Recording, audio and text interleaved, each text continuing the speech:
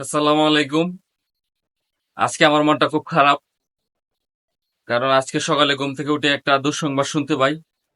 সেটি হচ্ছে আমার সহকর্মী ভাই আমাদের মাঝ থেকে চলে গেছেন। সে আর দুনিয়াতে বেঁচে নাই। ইন্না লিল্লাহি ওয়া ইন্না ইলাইহি রাজিউন।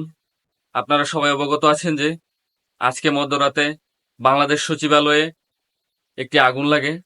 ওই আগুনে বাংলাদেশ ফায়ার সার্ভিস ও সিভিল ডিফেন্সের ইউনিট কাজ করেছে। সাথে ছিল আমারই ভাই ফায়ার ফাইটার। সে আগুনে কাজ করতেছিল। ওই কাজরত অবস্থায় রাস্তা দিয়ে বেপরোয়া গতিতে যাওয়া এক কাভার ভ্যান তাকে ধাক্কা দেয়। সাথে সাথে ভাইটি মারাত্মকভাবে আহত হয়। ওই আহত অবস্থায় তাকে অ্যাম্বুলেন্স যোগে ঢাকা মেডিকেল কলেজ ও হাসপাতালে নেওয়া হয়েছিল।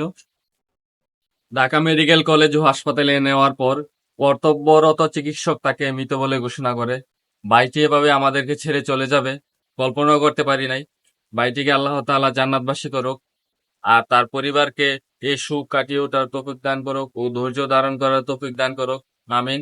এভাবেই বাংলাদেশ ফায়ার সার্ভিস ও সিভিল ডিফেন্সের কর্মীরা দেশের জনগণের জান মাল ও রাষ্ট্রীয় সম্পদ রক্ষার মাধ্যমে নিজেদের জীবন বিলিয়ে দিয়ে থাকে।